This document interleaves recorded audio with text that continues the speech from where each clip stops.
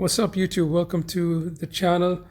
So Bitcoin has made an interesting move to the upside. It's not like we were not expecting this level. I had this level for a while, 30,500. I had this before 29,020, which you see we broke it with strength, and we were waiting for the 30,500. Now for Bitcoin to continue up, what I would love it to do initially, it doesn't have to do this, but I would love it to retrace at least to the 50 EMA on at least the 4 hourly or even the hourly, where we could see Bitcoin come retrace to the 50, which would be at around 28,547. Or even if we look at the hourly, I would prefer it on a higher time frame to prove good support, but even that would be at around 29,361. So if Bitcoin comes down, retraces to that level, shows support, and bounces off. We did it over here and bounced off down. Now we need to do it again and continue. Obviously it can continue higher without retracing so much.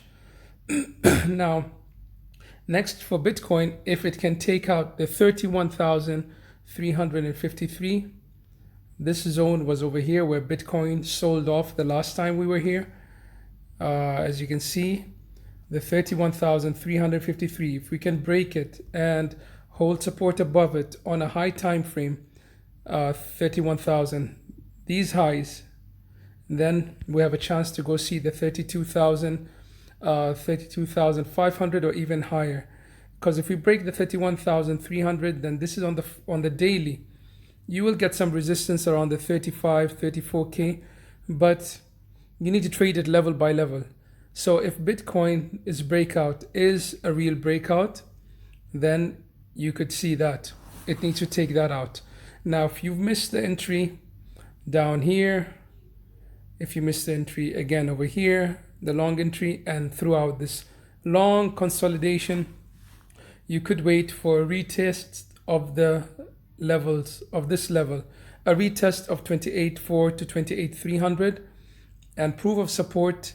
This will be major sign of strength if it can come down and retest these levels. We even have the value area high of this consolidation to around 28.8.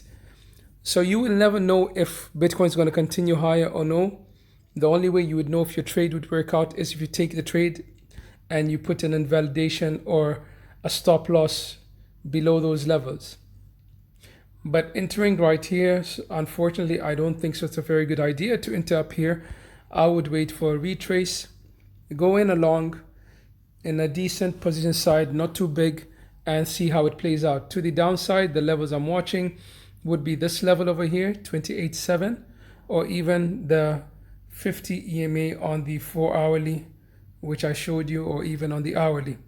On the 4 hourly, the 50 EMA would be somewhere around this region at around 28,500. Obviously, it moves with time. So 28,500 on the 4 hourly. And if I go to the daily, the 28,500 would coincide with these highs, daily resistance. You can see so many times we were struggling at these levels, especially the value area high over here, 28.8.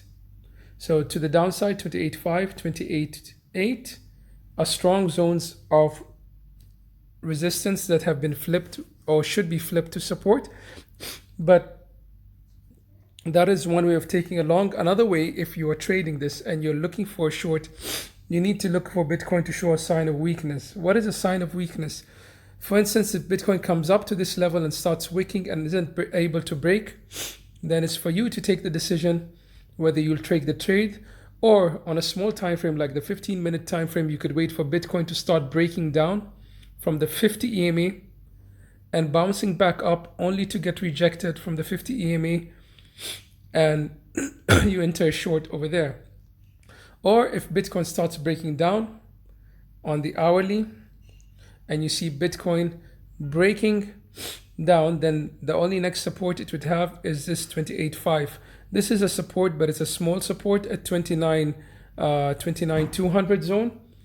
But if Bitcoin starts showing weakness and you see it breaking down, then that's a sign of weakness and you could attempt to short. The thing is, with the problem with this move is that it was a very quick up move but we have seen it so many times when Bitcoin does it and continues for a long time before it retraces. For instance, over here, when we bounced off this level of 22K, we barely touched the 50. This was the last time we touched the 50 was over here on the hourly, 13th of March. And the next time we touched the 50 was 22nd of March. So like 9 days later. So yeah, you could say that, yeah, we won't touch it until we're in these highs.